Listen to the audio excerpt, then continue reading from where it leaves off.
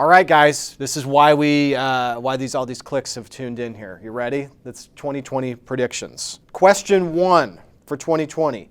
Will the Arizona Republic publish a paper edition 7 days a week throughout 2020? Bob? No way. Jessie? Do they now? I honestly don't know. Lorna? I guess I'm going to be, I think they will. 2021 is the year that they don't have a daily come out. So Jessie says no idea. Lorna says they will publish. Bob, you said it ain't happening. Digital, sure. Paper, no. Not happening. I have no idea. I'm with Jessie. I don't know what's going to happen. I don't know. Who will be the Republicans' nominee for president, Lorna? Donald Trump. Jessie? Donald Trump. DJT. I have no idea. Who will be the Democrat nominee for president? Jessie, we start with you. I think it's going to be Joe Biden. I wish the Democrats as a whole could focus on something other than electability, but at this point I would say Biden.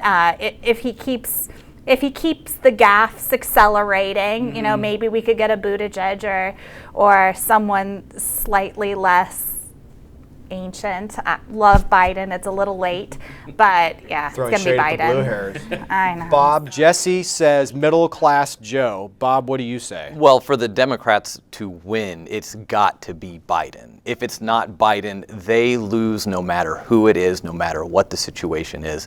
There's nobody else that I think can beat Trump than Biden. All right. Lorna? I 100% agree with Bob. If the Democrats are smart, they will select Joe Biden. If it's someone else, it doesn't matter because they're going to lose, hands down. Bob, do you think it's going to be Biden? This is the prediction show. His numbers have stayed strong, and I think He's resilient. because of what we discussed is that Democrats have said we want electability more than the person we like, and I think they're making that decision right now. LL, is it going to be Biden? I think it's going to be Biden. I disagree with Jessie when she mentions gaffes. I think people take that as endearing. I mean, he's a human, and in this era of Trump, there's gaffes all the time. People are getting used to it now. So I don't think if this was, a few cycles ago, people would say, "Oh no, he's done." But I just don't think that matters anymore. It just shows that you're a human. Can you imagine the gaffe rate, a Trump versus Biden race? That'll keep things very interesting in 2020. I think those would be very entertaining debates. Yes, I think it'd be a good time. His stories on Corn Pop alone, those are entertaining. Have we all seen the Corn Pop clips? Oh, great clips. If you haven't seen it, go Google Corn Pop. Corn Pop Biden. Yeah. All right, from the political arena to the gridiron. Jessie, I know this is a question you really wanted to be asked, which is, will Larry Fitzgerald be on a Cardinals opening day roster in 2020? I don't know, and I don't care. Jessie has no idea. LL, will Fitzgerald be on the opening day roster? I am fearful that he won't, and it breaks my heart. I think this is the end of the Larry Fitzgerald era.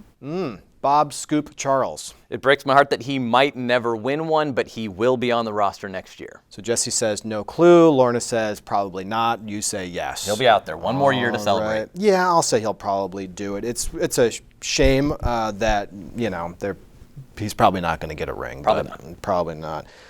All right, the 800-pound gorillas, Martha McSally versus Mark Kelly for the U.S. Senate. I am making the assumption that Martha wins her party's nomination. I realize she has a competitor, but Bob, we'll start with you. That was I wrote down Daniel McCarthy. Neither, but we know it's not going that direction. All right. It's going to be the two of them, and look, what I said about the state earlier, this state is shifting heavily over the last 8 years. Even over this last year, if you look at the numbers, Maricopa and Pima County, which decide the state, about 70% of the electorate, they are shifting hard far left. So if you ask me to make a prediction right now, I'm going to bow out and say, ask me again in 6 months. But right now, it's looking like a rough state for Republicans to win statewide. All right, so Bob brings on the punt team. Lorna, what do you say? It is hard to assess. I mean, we're still 11 months out. No one knows what the Trump effect is going to be for anybody at this point. But I do think Martha is going to squeak it out. I do. I think it's going to be hard fought. It's going to be difficult. There's going to be so much money dumped into the state. It's going to be ridiculous. But I do think she has a really good shot of winning it. She's never had an easy race in anything. I know. So if there's anyone who's used to it, it's Martha McSally. Yeah. Jessie, here's your time to shine. I think it's going to be Kelly. I mean, I'm just going to say it. I think he's going to have a strong victory. He's got a strong story, a powerful message. Martha is I think, still somewhat damaged from her last campaign against Kyrsten Sinema. She didn't come out of that looking like a strong candidate or a charismatic representative for the state. So I think Kelly's going to take it. All right. As of this taping, we are making the assumption that the House is going to impeach the president. This is sort of a fait accompli. So we're going to have a trial early 2020. Jessie, we'll start with you. Will Senator Sinema vote to remove the president from office? Gosh, I guess the answer is really I don't know. I admire her for attempting to maintain some centrist sensibilities? Or objectivity. Objectivity. Yeah. Okay.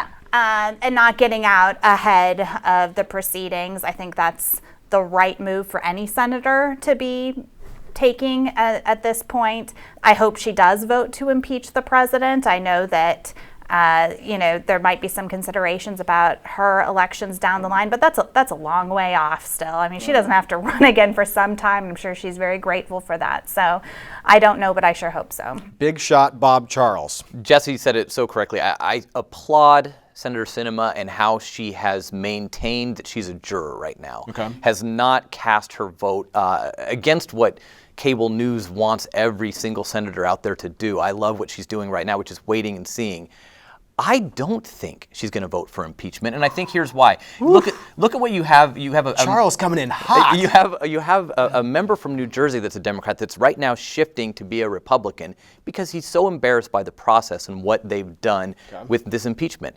I think, and he's in kind of a middle district where Arizona kind of plays the same way. I think Sinema's going to see that. She's also going to go through this process and kind of come to the conclusion that this isn't an impeachable offense. All right, Lorna, your pick.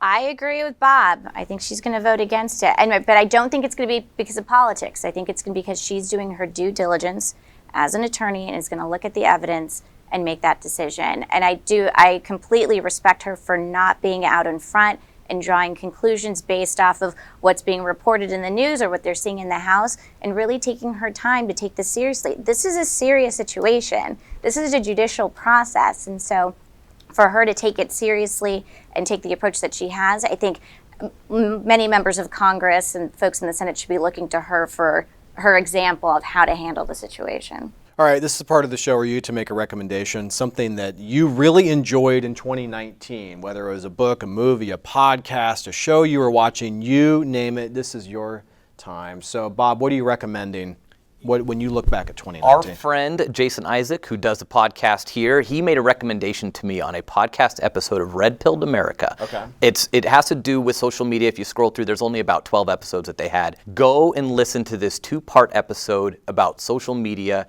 and its place in politics.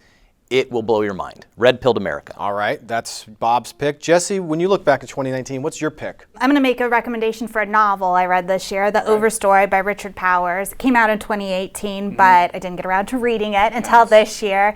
Fantastic book about trees, but also about the impact of deforestation and climate change, and really a reflection on humans' place on the planet. I think it's extremely relevant today. And also, of course, NPR, everyone should become a recurring member of their local NPR station. It's great. Great. Shout out to KJazz from Jessie. All right, thanks. All right, LL, what's your recommendation? I have 2, and they're not politically related because in my spare time I try to stay away from that. So one, because I love television, Succession on HBO, great series. If you haven't watched it, start binge watching it now. 2 seasons available. All right. And then 2, because I think this is restoring my faith in humanity, Oprah has a podcast called Super Soul. She interviews high-profile business leaders, community leaders, celebrities, and they talk about different experiences in their life where it's just changed them and reestablished their faith. And so I think it's just a friendly reminder, especially during this holiday season, that there's still a lot of good in the world and that we should be very grateful for what we have. Yeah, and this political stuff, sometimes it's not all that important, is it? All right, well, here's my picks. Lots of podcasts. Lorna, I am going to make political podcast recommendations. Hacks on Tap with David Axelrod and Mike Murphy. These guys are great practitioners of the trade. They are now sort of elder statesmen in the business. They do an excellent job. The Bulwark, if you lamented the death of the Weekly Standard, the Bulwark is the place for you. Charlie Sykes does a great daily podcast. Some local guys, The Political Notebook with Billy and Bob Robb. Love those guys. They do a great job. If you don't get enough Bob Robb in your life, you can tune into the podcast. Somebody that I know Lorna likes, Jonah Goldberg's The Remnant. Big fan. Love Jonah. He does a great job with The Remnant. But also a book. It wouldn't kill you to read a book. I'm with Jessie. The Conservative Sensibility by George Will. It's just a reminder of what that ideology was once all about, but perhaps isn't today. So, all right, all good predictions for 2020. On our next video, though, folks will tune in to hear our picks for Arizonan of the Year, so you won't want to miss that one.